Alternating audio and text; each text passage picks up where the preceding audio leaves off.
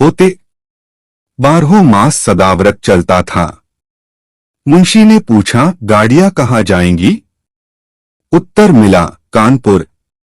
लेकिन इस प्रश्न पर कि इनमें क्या है, सन्नाटा छा गया।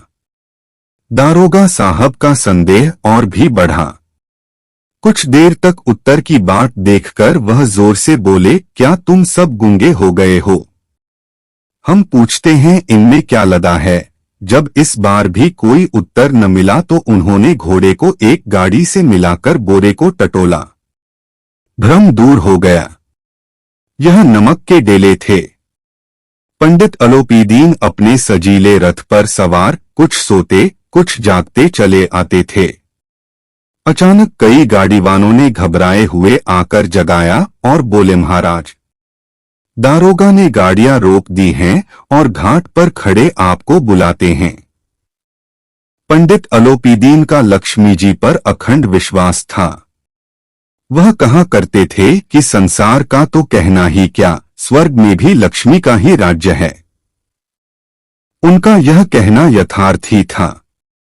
न्याय और नीति सब लक्ष्मी के ही खिलौने हैं, इन्हें वह जैसे चाहती हैं नचाती हैं।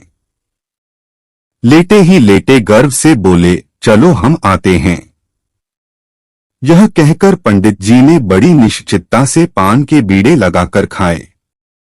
फिर लिहाफ ओढ़े हुए दारोगा के पास आकर बोले, बाबूजी आशीर्वाद। कहिए, हमसे ऐसा कौन सा अपराध हुआ कि गाड़ियां रोक दी गईं? हम ब्राह्मणों पर तो आपकी कृपा दृष्टि रहनी चाहिए। वंशीधर रुखाई से बोले, सरकारी हुक्म। पंग अलोपीदीन ने हंसकर कहा, हम सरकारी हुक्म को नहीं जानते और न सरकार को।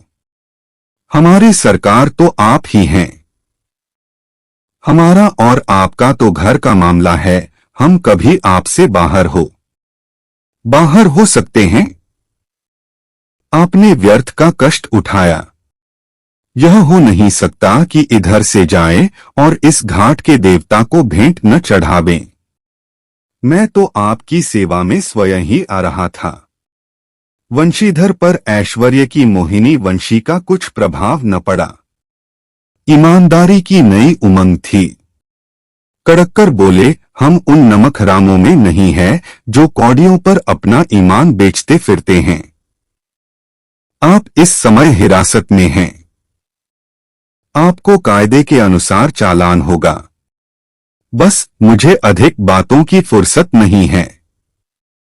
जमादार बदलू सिंह, तुम इन्हें हिरासत में ले चलो, मैं हुक्म देता हूं। पंग अलोपीदीन स्तंभित हो गए। गाड़ीवानों में हलचल मच गई। पंडित जी के जीवन में कदाचित यह पहला ही अवसर था कि पंडित जी को ऐसी कठोर बातें सुननी पड़ी। बदलू सिंह आगे बढ़ा, किंतु रोब के मारे यह साहस न हुआ कि उनका हाथ पकड़ सके। पंडित जी ने धर्म को धन का ऐसा निरादर करते कभी न देखा था। विचार किया कि यह अभी उद्दंड लड़का है, मायामोह के जाल में अभी नहीं पड़ा, अलहड़ है, झिझकता है। बहुत दीन भाव से बोले, बाबू साहब ऐसा न कीजिए, हम मिट जाएंगे, इज्जत धूल में मिल जाएगी। हमारा अपमान करने से आपके हाथ क्या आएगा? हम किसी तरह आपसे बाहर थोड़े ही हैं। वंशीधर ने कठोर स्वर में कहा, हम ऐसी बातें नहीं सुनना चाहते। अलोपीदीन ने जिस सहारे को चट्टान समझ रखा था वह पैरों के नीचे खिसकता हुआ मालूम हुआ। स्वाभिमान और धन ऐश्वर्य की कड़ी चोट लगी, किंतु अभी तक धन की सांख्यिक शक्ति का पूरा भरोसा था। अपने मुख्तार से बोले, लालाजी 1000 के नोट बाबू साहब की भेंट करो, आप इस समय भूखे सिंह हो रहे हैं।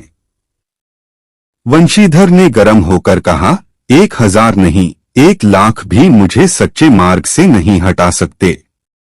धर्म की इस बुद्धिहीन दृढ़ता और देवदुर्लभ त्याग पर मन बहुत झुंझलाया। अब दोनों शक्तियों में संग्राम होने लगा। धन ने उछलुछकर आक्रमण करने शुरू किए। 1 से 5, 5 से 10, 10 से 15 और 15 से 20,000 तक नौबत पहुंची, किंतु धर्म अलौकिक वीरता के साथ बहुसंख्यक सेना के सम्मुख अकेला पर्वत की भांति अटल अविचलित खड़ा था।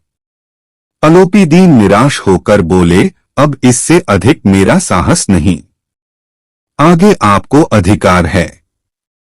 वंशीधर ने अपने जमादार को ललकारा। बदलू सिंह मन में दारोगाजी को गालियां देता हुआ पंडित अलोपीदीन की ओर बढ़ा। पंडित जी घबराकर 2-3 कदम पीछे हट गए। अत्यंत दीनता से बोले, बाबू साहब, ईश्वर के लिए मुझ पर दया कीजिए, मैं 25,000 पर निपटारा करने का तैयार हूं। असंभव बात है।